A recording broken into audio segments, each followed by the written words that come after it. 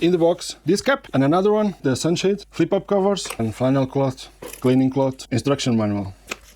And the instruction, the reticle. Protection, Sightron. You can do better than this. For field target, you will need also a side wheel, a top turret, zoom lever, a pointer, scope enhancer, close focus adapter. No excuses to miss the short ones. The things I like about this scope is the reticle. 20 mag, the space between each ash at 50 meters is 4 centimeters. Second thing I like about this scope, it's very easy to range. Comes in focus quite rapid, gap on the long distances. This is nice too. Well done, Sightron. Construction and the quality of the finish. The focus on the side wheel, it's smooth. One thing I like, the repeatability. It shifts in temperature, yes, the same temperature always, and by the same amount. Things I don't like about this scope. I don't like it doesn't focus under 10.5 meters. This isn't a big issue. This is, and that's why I bought the close focus adapter from Leopold, and I adapted to the flip cup. And I only shoot like 5 or 6 targets a year, these closer ranges. But this is no excuse. I have no excuse to miss those targets. And I remember I missed one in Wales. So anyway, this is one thing I don't like it. It only focused, this particular model only focused to 10.5 meters. I know the new field target Sightrons, they focus closer. Another thing I don't like about this scope is the clicks. The clicks after 6 months using, they started to show some wear. So this is where it used to work more. Listen. Now I'll give it another round and listen to the clicks changing.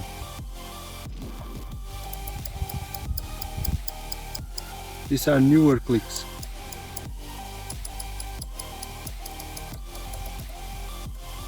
And now this is where it works a lot. 7 years working.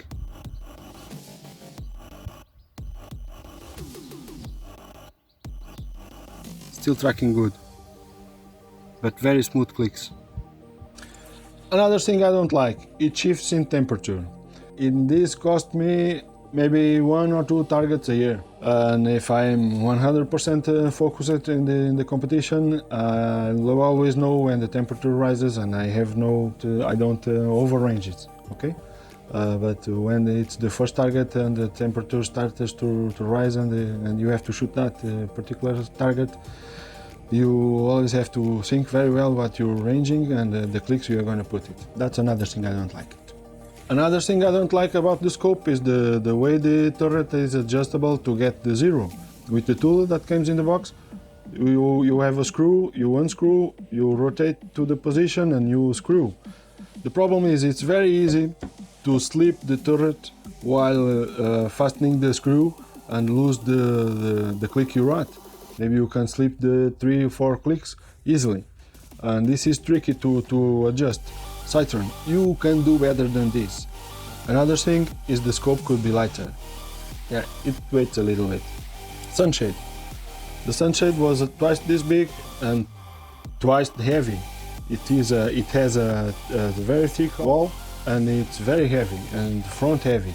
And at the moment, back in 2014, I was struggling about the balance of the rifle and the weight, and I was trying to reduce weight. Anyway, I shaved the inside and I cut it to half. And I was testing and finally I ditched it, and that's it. I don't use it, the sunshade. The problem when you have the sun in front of you. So I am left-handed and I do it like this, and with this hand I can adjust and check the position, and with this hand I'll cover the scope. But this is a left-handed. Another thing, the quality of the image. I believe it could be better. There's better image, there's better scopes that have the cost 3 or 4 as much as this one. But it could be a little bit cleaner. At 50 mag, it sometimes can get a little bit darker. Another thing I don't like about this scope is how easy it is to lose clicks on the side turret when getting it in or out of the bag. you know. So I don't like this, and how do you get around this? You put an electrical tape around it, and that's it. I didn't like the scope didn't bring the side wheel. Today, 2020, there are in the market other scopes that have side wheels and more accessories, and that's a plus. In fact, Sightron with the field target scope, it brings the side wheel, but the big one, not the shark fin. Another thing that is a bit annoying, the zoom ring is quite heavy to turn. Still, after 7 years, it's quite heavy to turn. So I had to get this plastic bracket so I can reduce zoom. It is very hard to do it with the tip of your fingers, middle competition, so it's better to have this. So this was the things I don't like about the scope, and the gadgets I got for it, and why these gadgets. Okay, so front to back. Scope, the scope only focus like 10.5 meters, so I get the no excuses lenses. This is the close focus adapter from Leupold, and it allows the scope to perfectly focus near close targets.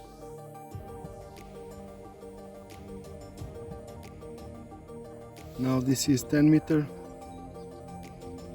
trying to focus, 50 mag, and the scope just won't do it. It hits the bottom. Now this is 50 mag.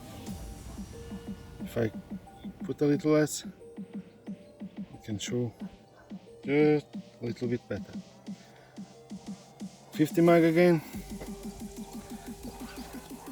Close focus adapter, and here we go.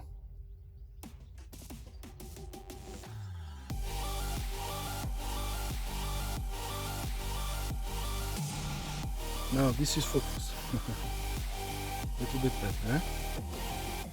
More side focus wheel, and why this wheel and not another a complete one. This is 10 centimeter from here to here. So this was a 20 centimeter diameter wheel.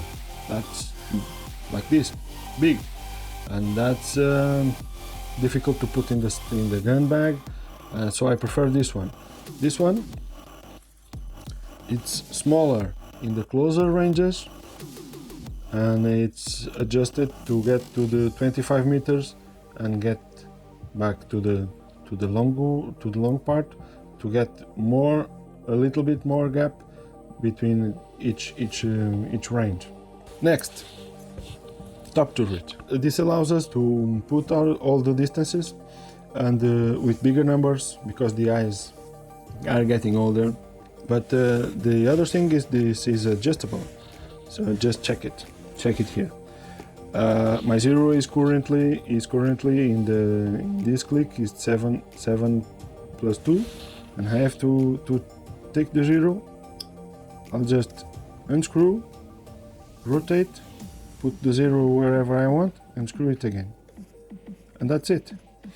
I've done this in competition when I watch the target, the pellets going high or low, whatever the reason is, and sometimes I come here and add or subtract clicks, and I do it this way.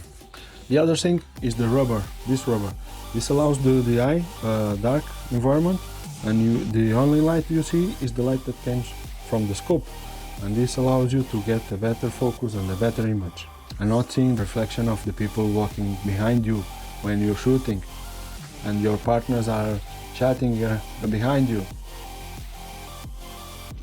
So, final conclusions. I'm very pleased with this scope, needless to say. Very reliable, and it's a very good machine. It's a very good scope. Well done, Sightron. This scope so far has got me excellent results, and I'm wondering if it will hold the recoil on the TX, and how long it will hold the recoil on the TX. What can I do with this scope on the TX? Let's see how it goes. Can I get the master again? Same scope, different gun. Let's see next year. So this is what we can see on our Sightron. 50 meter and focus. Again, focus.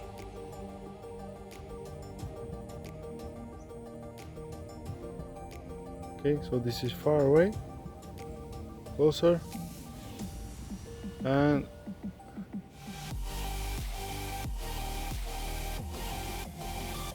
$50 meters. Again,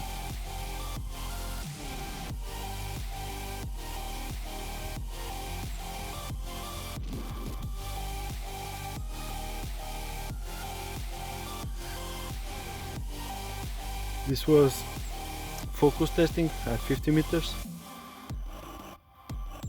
I'll crank down the zoom now.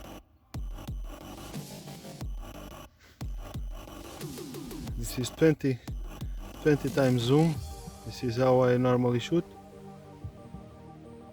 And now I'll test the clicks. Testing the clicks. 10 clicks up.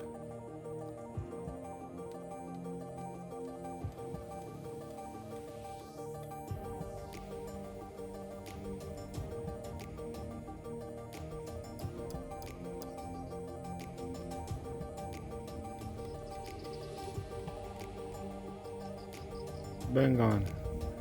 So this was 10 clicks up, 10 clicks right, 10 clicks down, 10 clicks left, and it came back to the same place.